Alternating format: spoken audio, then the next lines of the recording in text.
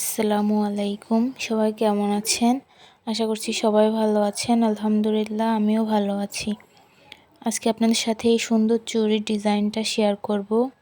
বড় চুড়িটার ঘরে থাকা যে কোনো চুড়ি দিয়েই বানিয়ে নিতে পারেন এই সুন্দর চুড়িগুলা।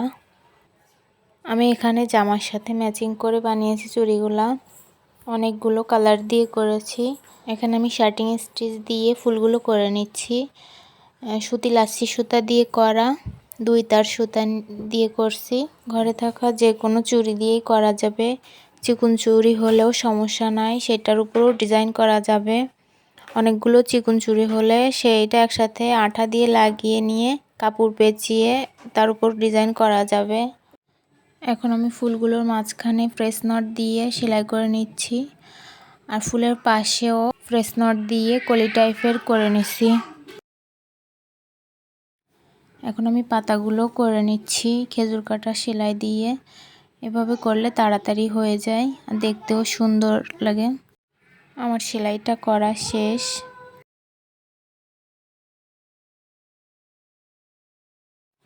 চুড়ির মাপ অনুযায়ী ডিজাইনটা করে নিয়েছি।